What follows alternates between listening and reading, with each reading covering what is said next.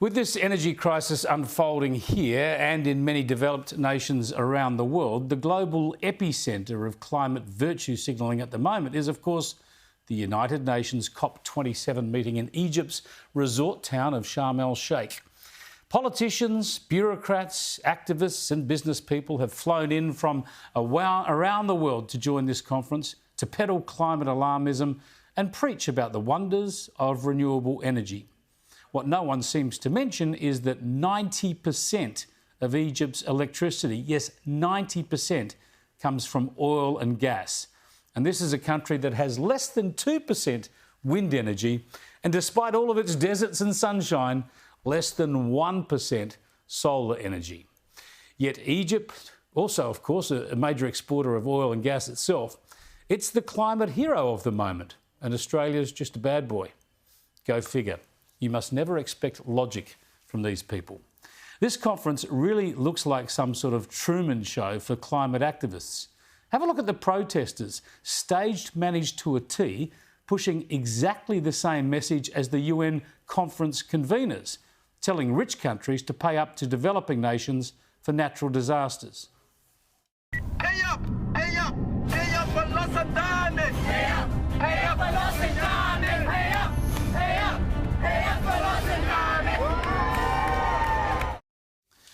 Ah, the young of today, hey, so radical. The protests echo the keynote speeches. And this is also echoed by so-called experts who fly in, including this one from Australia.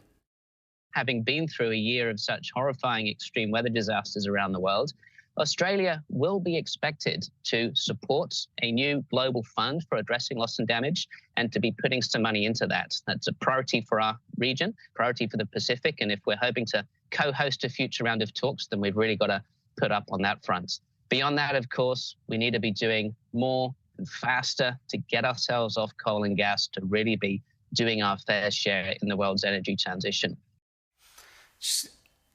Incomprehensible, this stuff, isn't it? We're going to really stump up more money if we want to get the conference here so we can spend some more money on the conference. This stuff is just off the planet, alarmist and irrational. No scientific or economic justification, just an ideological crusade. And have a listen to these slogans from Sharm el-Sheikh masquerading as opinions. Youth are going to be the ones most affected by climate change, so we have to all band together and work together with world leaders, with our governments, with our local leaders, and with each other to make a difference. To all the youth out there, I hope you find ways to get involved in your own local communities and, continue to educate yourself and educate all the people around you. Action speaks louder than speeches, and just keep your momentum, and one day magic will happen. One day magic will happen. Something magic will happen. Really? That's the big hope. Make plenty of noise until something magical happens, like, I don't know, wind and solar no longer being intermittent, like solar panels working from starlight. Look, this stuff is beyond inane, and it does not deserve the serious media coverage it's getting. They have a theme every day at COP27, and today's theme is decarbonisation, including the methane pledge that Australia has signed up to that could sell our farmers down the drain. Unless, of course, they can stop their livestock belching and, well, the other end as well. But what do you reckon the theme for Monday might be? They want energy, they don't want emissions. Maybe they'd have a nuclear energy day. No. Monday is Gender Day.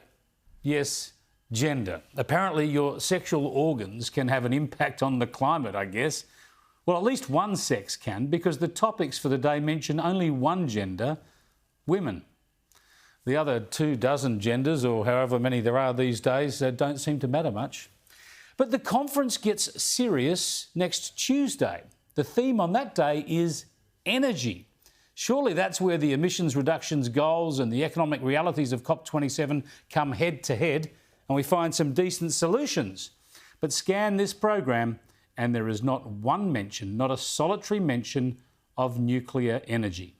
So the one reliable, emissions-free energy source is ignored. That's the proof that these people are not serious. This is politicking. This is virtue signalling and socialist posturing about wealth redistribution. Otherwise, nuclear would be front and centre. What a circus. They are fiddling at Sharm el-Sheikh while the world's in an energy crisis.